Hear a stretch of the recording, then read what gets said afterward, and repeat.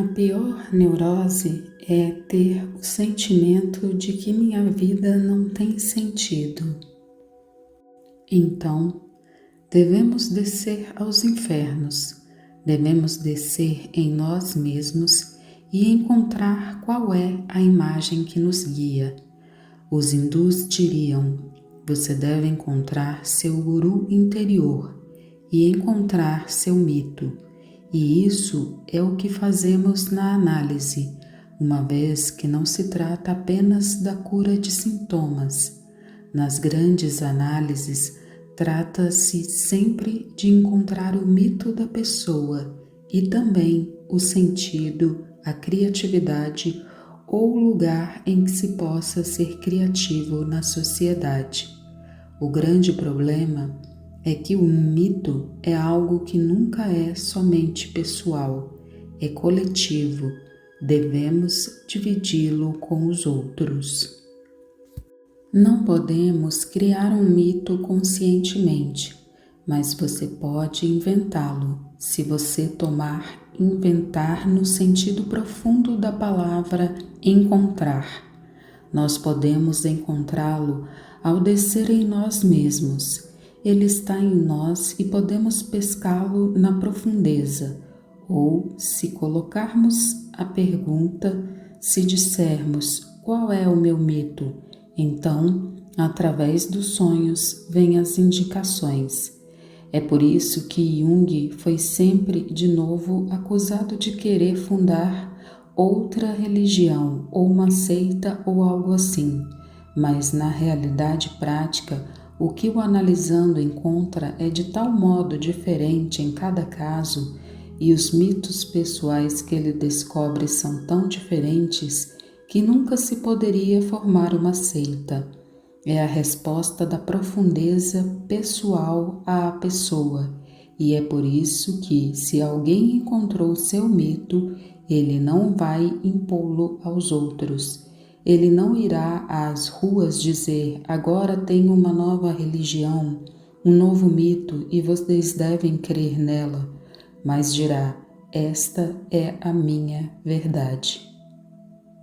A tomada de consciência é o grande mistério da vida humana. De acordo com o mito de Jung, o sentido da vida humana é a tomada de consciência. Estamos aqui, na Terra, para tomar consciência. Isso parece ser o objetivo da evolução. Pelo menos neste planeta, a vida evolui para uma maior tomada de consciência. Parece que todas as grandes tomadas de consciência pelas quais passamos e nos tornamos verdadeiramente conscientes, objetivamente fazem que um pouco de nós mesmos permaneça. Estou certa de que em algum momento você experimentou uma situação na vida em que algo magnífico ou muito triste ou algo assim tocou no mais fundo de você mesmo e concluiu: nunca me esquecerei disso. Esses momentos sublimes em que estamos em contato com a eternidade são os que permanecem. Nós temos o sentimento de que já somos eternos, de que já estamos em contato com a eternidade.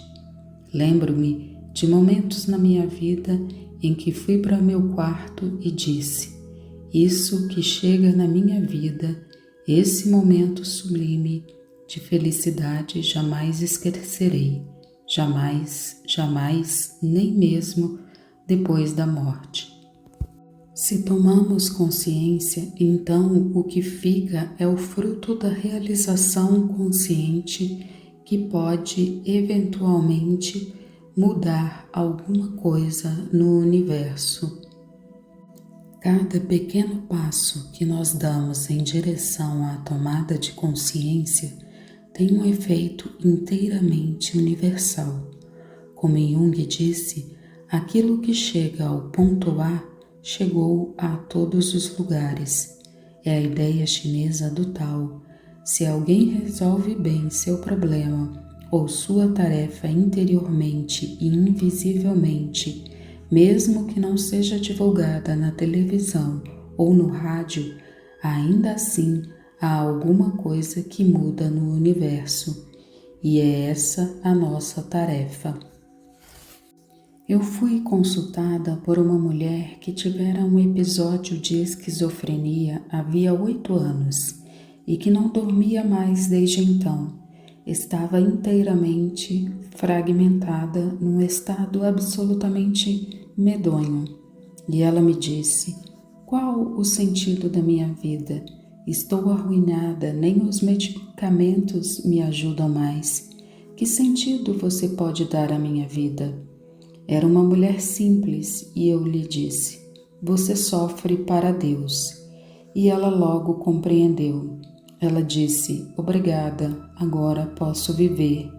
O que eu exprimi nesse caso é simplesmente a ideia de cumprir uma tarefa. Se ela não se suicidar, mas se sofrer, se aceitar esse sofrimento conscientemente e compreender que está fazendo algo para o eterno nela mesma, então ela faz uma tomada de consciência que é essencial e quando morrer haverá um fruto. Não terá sido uma existência sem sentido. Pode-se dizer que cada vez que somos tocados por um problema, cada vez que somos tocados por um sofrimento, por um problema sem saída, é, no fundo, uma manifestação do corpo glorioso que quer ser reconhecido. É por isso que a cada vez que sofremos, não devemos colocar a questão: por que há esse sofrimento? Mas sim, qual é a finalidade desse sofrimento do qual você padece? Jung pensava que havia uma parte do psiquismo que não está encarnada no nosso corpo. Portanto, uma grande parte do nosso psiquismo está encarnada em nosso corpo e com o corpo perece, mas existem fatos, por exemplo, soldados feridos na guerra que, a despeito de terem o cérebro destruído a um grau tal que lhe impedia de ver ou sentir qualquer coisa, ainda assim viam e sentiam. E como esta, temos muitas provas de que há uma parte do psiquismo que não é encarnada no corpo nem no cérebro.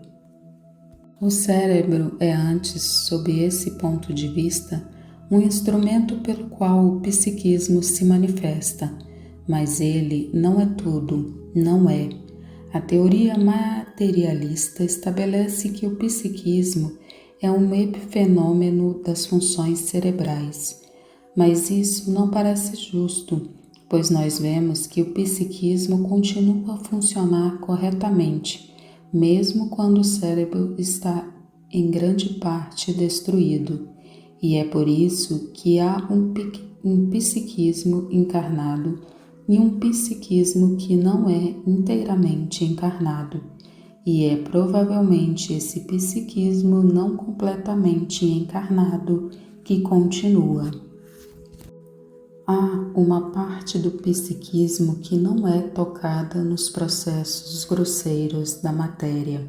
Foi isso que me convenceu de que há uma coisa como uma tarefa que se deve realizar e que há um sentido na vida humana. Há algo a ser cumprido na vida de que somos obreiros. Temos alguma coisa a ser feita e é isso que nos preserva na vida. É por isso que, quando a vida não tem mais sentido, as pessoas morrem até mesmo de um resfriado. De repente elas morrem. A tarefa está cumprida e elas não podem mais continuar. Ficam bloqueadas.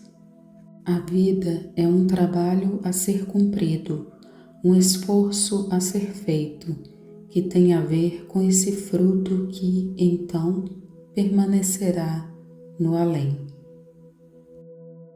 Jung descobriu que, no fundo, a partir da metade da vida, quando atingimos o ápice da vida exterior, física, biológica e sociologicamente falando, começa um processo de preparação para a morte, um processo de maturação interior.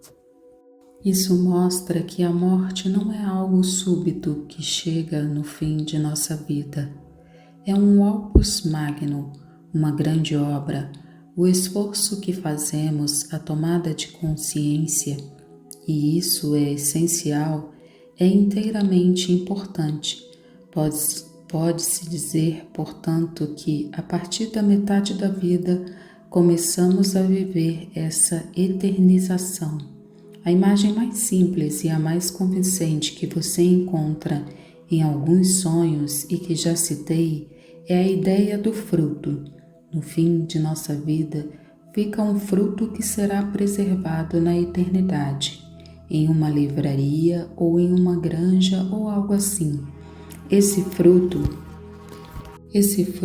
é, no fundo, psicologicamente dizendo, o resultado de nossos esforços em fazer consciência. Portanto, de acordo com Jung, haveria 2 sentidos para a vida. Há um sentido que é de viver a vida, de viver a sexualidade, de viver a carreira, de viver a atividade social, de viver, de gozar a vida. Isso seria a tarefa desta vida. Vemos que se os filhos não querem se separar de seus pais e se recusam a viver a vida, eles se tornam neuróticos e, frequentemente, nas análises de jovens, devemos ajudá-los a aprender a vida, aprender a viver. Jung uma vez disse rindo: temos escolas, muitas escolas, para preparar os jovens para a vida, mas não temos escolas para preparar os idosos para a morte. Devemos agora fundar escolas para preparar os idosos para a morte, e esse é um processo que começa no meio da vida, é um processo de tomada de consciência, e aí temos as questões concernentes ao sacrifício de tudo aquilo que é fútil, do sacrifício das pulsões imoderadas. É tudo um esforço de maturação em direção à sabedoria, a um equilíbrio interior. O resultado é então aquilo que os sonhos chamam de fruto, que é guardado na outra vida. Em suas memórias, Jung diz: nunca deixei de sentir que havia algo antes da minha vida terrestre e que há algo que virá depois da minha vida terrestre. A vida que vivemos, a vida temporária que vivemos como uma identidade pessoal, como Marie-Louise von Franz, é somente um fragmento. Isso tem um começo que vai muito mais longe e um fim que alcança muito mais além. Este foi o livro que serviu de base para este vídeo, A Busca do Sentido, de Marie-Louise von Franz.